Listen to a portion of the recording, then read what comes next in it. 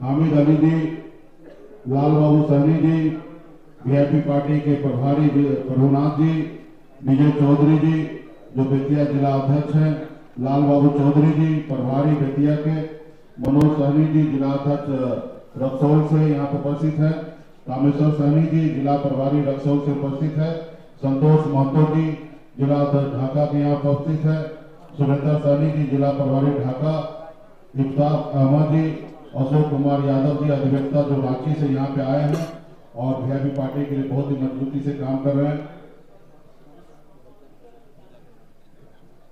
रमेश सहनी जी जिला अध्यक्ष गोपालगंज, विनोद सहनी जी जिला प्रभारी गोपालगंज, परशुराम सहनी जी जिला प्रभारी सिवान, बहादुर चौधरी जी जिला प्रभारी बगहा, मोतीलाल सहनी जी एमबीएस के मोतिहारी जिला अध्यक्ष, विनोद बेदर्जी जी वीआईपी पार्टी के युवा नेता और जिला परिषद सदस्य भी हैं।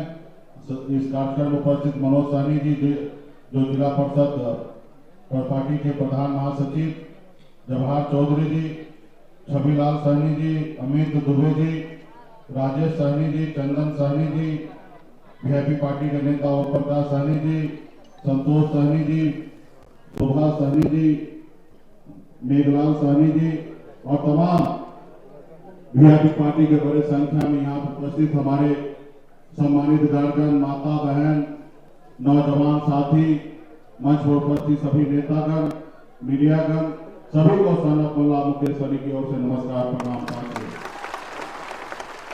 पहले तो मैं जिला अध्यक्ष सभी चारों जिला और पार्टी 7 जिला के सभी जिला अध्यक्ष प्रभारी को मैं धन्यवाद देता हूं। विशेष मैं मोतिहारी जिला के टीम को मैं धन्यवाद देता हूं कि शानदार आपने कार्यक्रम किया। जितना हॉल के अंदर कार्यक्रम लोग हैं उतना ही बाहर भी लोग खड़े हैं और निश्चित तौर पे ये आपका और वीआईपी पार्टी का सभी का ताकत है कि इतने अच्छी तरीके से कार्यक्रम आप किए हैं। और विशेष तौर पे हमारे नूरुल ओहदा साहब को भी धन्यवाद देता हूं कि उन्होंने 6 साल का नौकरी छोड़कर और वीआईपी पार्टी पे भरोसा जताकर आज हमारे हाथ को मजबूत करने के लिए यहाँ पे आए, इसको विशेष तौर पर धन्यवाद देता हूँ। और एक आरोप था, आज जब मैं सभागार में आ रहा था तो एक अनोखा आप लोगों ने स्वागत किया था क्रेन से, माला जो आपने गेट पे ही जो हमें समर्पित किया है, इसके लिए भी धन्यवाद देता हूं। और इतने बड़े संख्या में 5000 से अधिक लोगों के लिए आपने मछली चावल का जो भोज किया है उसके लिए भी आप सभी को धन्यवाद देता हूं, क्योंकि इतना बड़ा भोज इतने बड़े लोगों के लिए ये बिहार में कोई नेता नहीं करते हैं। आप पटना में जाइएगा तो वहां पे हलवा पूरी तरकारी खिला के आपको नेता लोग भेज देंगे, लेकिन ये वीआईपी पार्टी का ही ताकत है कि मछली चावल का भोज आप लोगों को करा रहे हैं। इसके लिए जिला कमेटी के सभी नेतागण को भी बहुत बहुत धन्यवाद देता हूं। साथियों, और बड़े संख्या में यहाँ पे माता बहन नौजवान साथी आए हैं। बस आप लोगों से और एक आग्रह करूंगा कि अगर इस समाज में, इस संसार में अगर सर उठाने लायक अगर बनना है तो 2 काम करना है। एक काम, एक रोटी कम खाइए लेकिन अपने बच्चे को पढ़ा लिखा के काबिल बनाइए। जब तक आपका बच्चा पढ़ेगा लिखेगा नहीं, तब तक इस समाज में सर उठा के नहीं जिएंगे। इसलिए 1000 तकलीफ होगा आपको, उस सब तकलीफ को झेलना है और लेकिन अपने बच्चे को पढ़ा लिखा के आगे बढ़ाना है। और दूसरा, अपने अधिकार के लिए संघर्ष कीजिए, अपने अधिकार के लिए लड़ाई करिए। जैसे कभी आपके पूर्वज ने अंग्रेज से लड़ाई लड़ा और लाखों की संख्या में शहीद हुआ और उसके बाद ये देश आजाद हुआ साथियों। और आजाद भारत में आज आप सांस ले रहे हैं, ये आपका पूर्वज का देन है साथियों। आज जो हम लोग आरक्षण की लड़ाई लड़ रहे हैं कि अगर बंगाल में निषाद को आरक्षण है और दिल्ली में निषाद को आरक्षण है तो बिहार और झारखंड उड़ीसा में क्यों नहीं? ये लड़ाई सवाल आज जब हम कर रहे हैं, आप अगर 30-40 साल 50 साल पहले 70 साल पहले जब देश आजाद हुआ, जब बंगाल में आरक्षण मिला, दिल्ली में आरक्षण मिला, अगर उस समय में हमारे लोग अगर संघर्ष करते मजबूती से तो आज हमारे समाज को आरक्षण मिल गया होता और आज लड़ाई नहीं लड़ना पड़ता और आरक्षण मिल गया रहता। आज आप निषाद का बेटा कलेक्टर होता, एसपी होता, एसडीओ होता, बीडीओ होता, डॉक्टर होता, बड़े बड़े पद पे होते। लेकिन किसी कारण लड़ाई नहीं लड़ा गया, जिसके कारण आज आपका बच्चा, आपका बेटा सिर्फ मछली मारने के लिए मजबूर है। साथियों, सिर्फ मछली मारने के लिए मजबूर है, मजदूरी करने के लिए मजबूर है, अपने घर परिवार को छोड़कर दूसरे राज्य में जाने के लिए मजबूर है। तो साथियों, इसको खत्म करना पड़ेगा, इसको रोकना पड़ेगा। ये रुकेगा कैसे?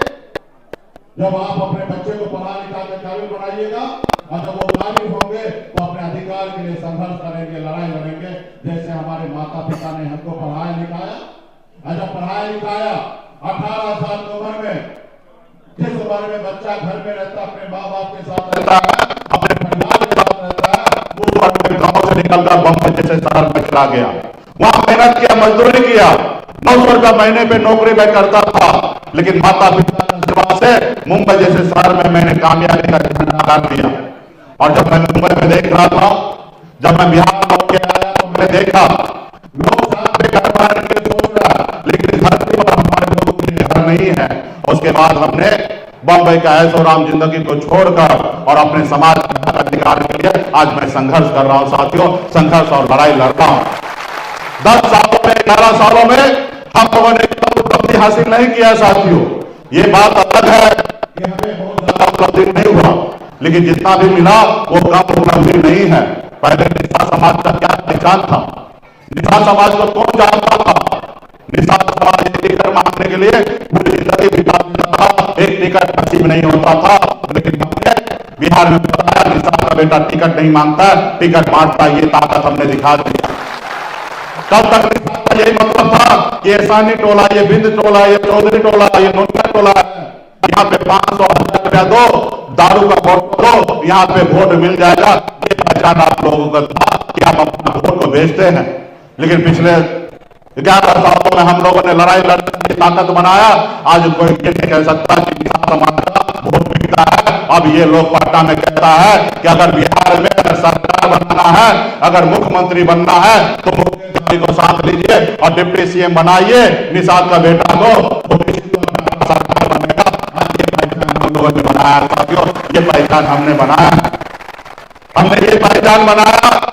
कल तक निषाद का बेटा टिकट मांगता था, आज हम टिकट मांगते हैं। ये हमारी पहचान है। साथियों, आपने 2020 में देखा, तब तक लोग लगता था कि मतलब सिर्फ मछली करता है, और 2020 में हमने अपनी पार्टी से 4 विधायक बना के दिखा दिया।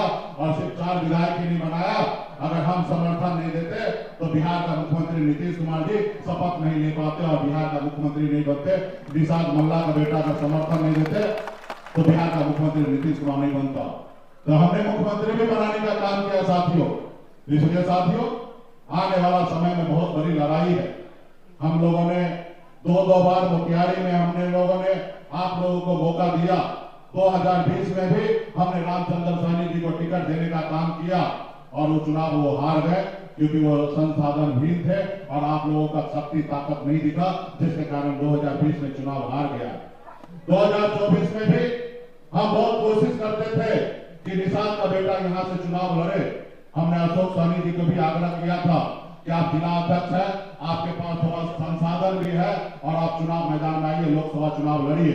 लेकिन उन्होंने कहा कि हमारी तैयारी नहीं है और हमारे पास उतना संसाधन भी नहीं है, यहाँ पे किसी और को चुनाव लड़ाया जाए, हमें हर हाल में जीतना है। फिर हम लोगों ने यहाँ पे राजेश कुशवाहा जी को हमने टिकट देने का काम किया और आप लोगों ने भरपूर मजबूती से मेहनत किया। लेकिन कुछ ना कुछ तो कमी रह गया। मात्र 80,000 वोटों से हमने हारा।